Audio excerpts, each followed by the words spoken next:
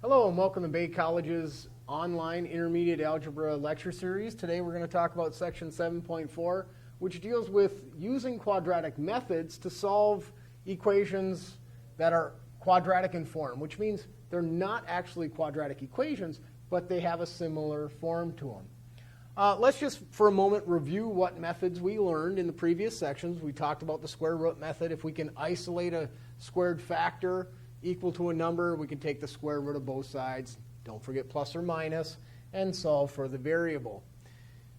We also talked about factoring, and another note about factoring is we talked about the discriminant when dealing with the quadratic formula, but if the discriminant is a perfect squared, if it is some squared number, then we can actually factor it. And if we recall from the previous section, we did do the quadratic formula. This turned out to be a perfect square, and we found two real whole numbers, nice numbers. And we could have just factored that problem a little bit quicker. Factoring, I believe, is your go-to method. First try factoring and then move on to other methods. Here we have completing the square. We discussed that in the previous section.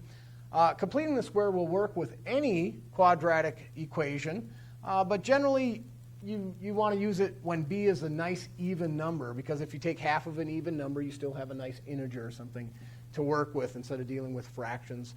But it will work with anything, but try to use it when b is a nice even number.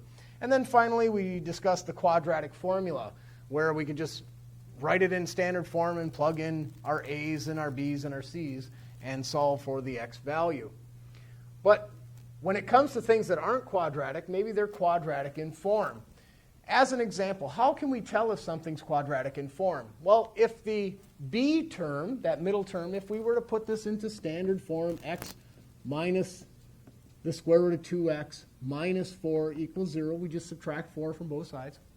If we look at the a and the b of our quadratic, let's just look at the variable. When we look at our quadratic formula, x squared plus bx plus c equals 0. If we just look at this general formula, this term is squared relative to that term. Well, this is to the first power, but the variable here is a square root. Well, if we squared this and squared that, we would then have something that would be quadratic. So this is something that is quadratic in form. And again, to determine that is, if I squared the variable, don't worry about the coefficient. If I squared this middle term, would I get this? Well, the square root of x squared is x, so yes, this is quadratic in form.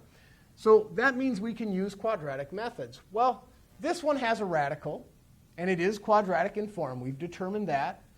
What we recall is, how do we solve radicals? Well, the first thing we need to do is isolate them. So I'm just going to add this to both sides. And then I can square both sides to remove the radical. So if I square both sides, I'm going to end up squaring this, which means I have to FOIL it out. X squared minus 8x plus 16 equals, when I square this, I get 2x, right? Get rid of that radical.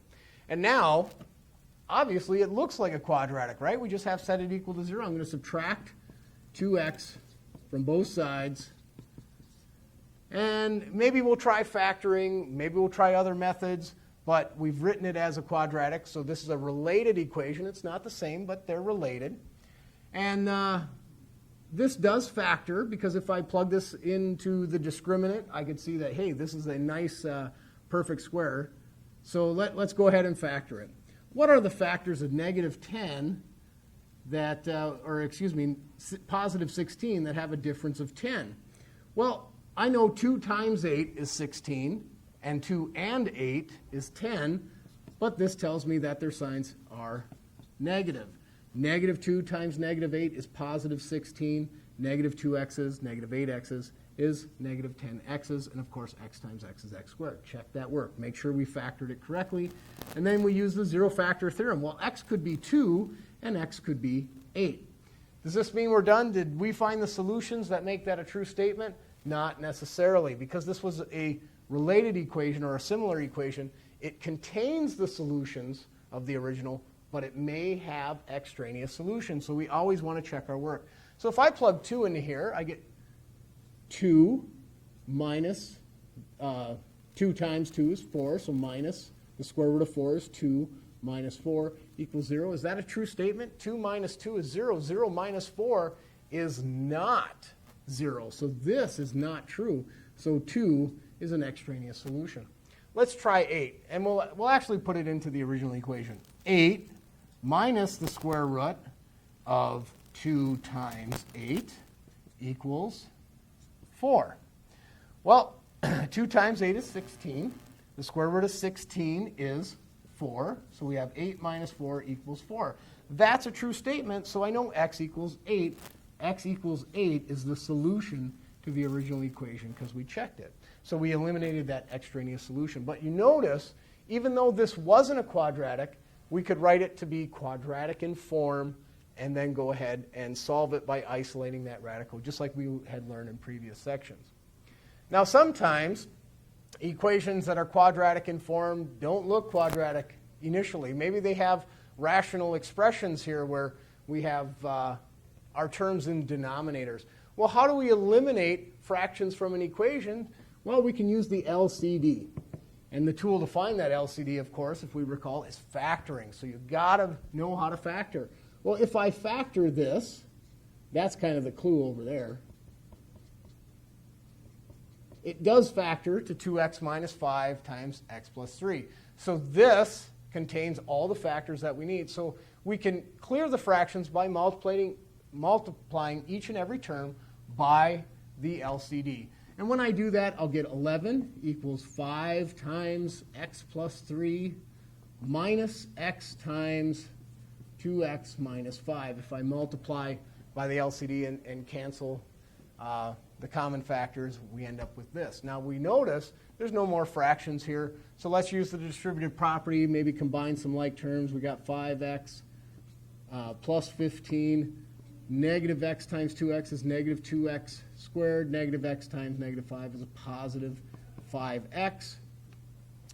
And we can see, hey, we have a squared term. Let's move all the terms to the left-hand side here.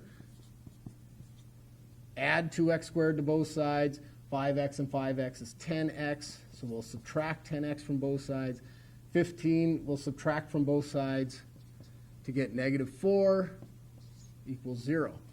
Now we're ready to use whatever quadratic methods we want to do. Maybe we want to complete the square. Maybe we want to use the quadratic formula. Maybe we want to simplify this. I notice that each of these terms are divisible by 2, so I'm going to divide it by 2. X squared minus 5x minus 2 equals 0. 0 over 2 is still 0. So I say, oh, hey, look at that. We have a quadratic, nice, simple coefficients. I don't want to complete the square on it because this is an odd number, so maybe we'll just jump right to the quadratic formula. X equals negative b plus or minus the square root of b squared minus 4 times a times c is going to give me a positive 8 all over 2a, which is just 2. All right, so 25 plus 8 is going to give me 33. So we have x equals 5 plus or minus the square root of 33 over 2. Hopefully I did that right. Yep. All right, so that's our solution. We can plug it back in and check it. One thing we want to be very careful about is to look at that LCD. Are any of our solutions going to make this equal to 0? Because we have to recall when it comes to things like domain, we can never divide by 0. So we always want to check that. Will this make anything 0? Well, if I add this to 3, well, that's not going to be 0, obviously, because this isn't equal to negative 3. And if I multiply it by 2, the 2's cancel. And I'd get 5 plus a negative 5 is 0, plus the square root of 33. So the square root of 33 is not equal to 0. So we can see, okay, we're safe there for domain. We can plug these in and actually check them. But for time's sake, we're going to skip checking it. This is the solution. All right, let's look at this next example here. We have z to the 4th equals 81. Well, obviously, this isn't a quadratic. But let's set it equal to 0. That's our step 1. And just assess. Can I factor this? Maybe I can use that to this. This is quadratic in form. Let's go ahead and try factoring it, and we'll see that it actually is.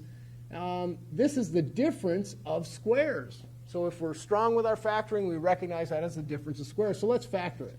Z squared minus 9, z squared plus 9, the difference of squares. And if I look at this, maybe I can factor it further. I say, hey, z squared minus 9 is still the difference of squares. So let's factor that. Z plus 3, z minus 3. And this z squared plus 9 does not factor in the real number system because there is no squared value. That's negative, right? And now we can use the zero factor theorem. Well, if z plus 3 is 0, it doesn't matter what those are. 0 times anything is 0. So we could say z is negative 3. And here, z minus 3, well, that z could be positive 3. 3 minus 3 is 0. 0 times anything is 0. But this one here, well, this does factor, but not in the real number. It would be complex. So let's just look at it and say, well, maybe we want to use the square root method because I can isolate the square. Subtract 9 from both sides and use the square root method. Z equals plus or minus the square root of negative 9. Hey, look, that's complex. We can take out an I when we see that negative under the radical, and the square root of 9 is 3. So Z equals plus or minus 3I. And let's assess for a moment. We used quadratic methods, whether it was factoring or the square root method or whatever we can apply to it. Let's just assess how many solutions did we find? Negative 3, positive 3, positive 3i, negative 3i. We have plus or minus 3 and plus or minus 3i. We have 4 solutions. Well, if we look at the degree of this polynomial, it was a 4th degree. We should find 4 or less solutions, and we did find 4, and that's one way to make sure, hey, you know, we're on the right track. And we can also check it. Negative 3 to the 4th power is 81. 3 to the 4th power is 81. 3i to the 4th power, well, I to the 4th is 1. 3 to the 4th power is 81. 1 times 81 is, in fact, 81. And its conjugate, of course, will work. So we see these are the solutions, and we did mentally check our work here. One last example here. And hopefully we recall the section on radicals when we dealt with fractional exponents, which are just radicals. We could rewrite this as the cubed root of x squared minus 2 times the cubed root of x. But let's just assess for a moment, is this quadratic in form? Well, if I square this term, would I get this term for the variable? Well, 2 as a power here would be 2 times 1/3 is 2/3. Yep, they'd have the same power. So this is quadratic in form. This is where I can use a method called substitution, which is just say, let u, some variable, I'm going to use u, equal the middle variable, x to the 1/3. So, negative 2u minus 8 equals 0. I'm just substituting that in. Well, what do I substitute in here? Well, if this term is squared relative to that term, then this term is squared relative to that term. And if we can see by using this substitution, we have a quadratic. And we can go ahead and solve this. By whatever methods we choose, whether we use a quadratic formula or factoring or completing the square or what have you. But let's just assess, are there factors in negative 8 that have a difference of 2? Yes. So this factors to u minus 4 plus 2. Negative 4 times 2 is negative 8. Negative 4u's and positive 2u's is negative 2u's. And u times u is u squared. So we FOIL it out. We end up getting back to that. So we know we factored it right. Now we use a zero value theorem. U could equal negative 2 here or positive 4. These are not the solutions because we used something called a substitution.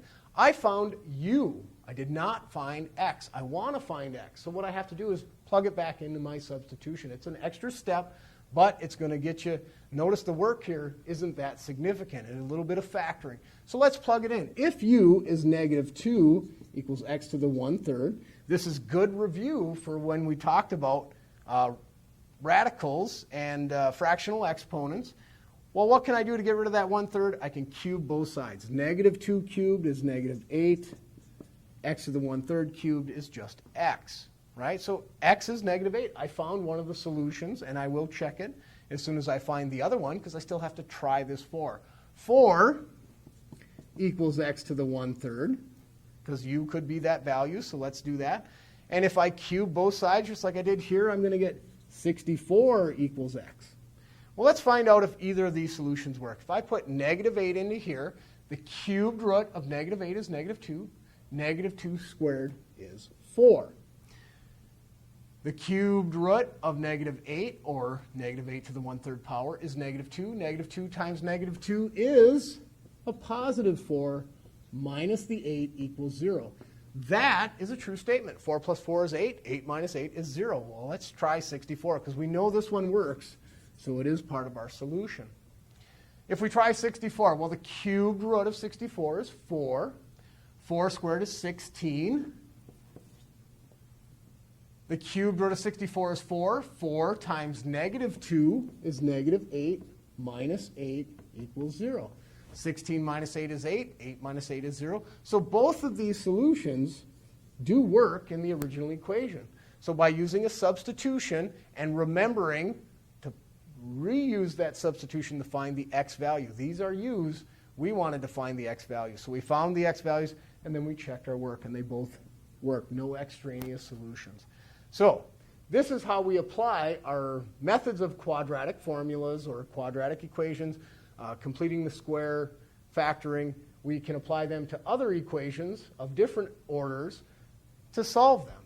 So please work on the problem similar to this, practice. You're going to build these skills, especially this one right here. You'll see it again over and over. So thank you for watching. See you next time.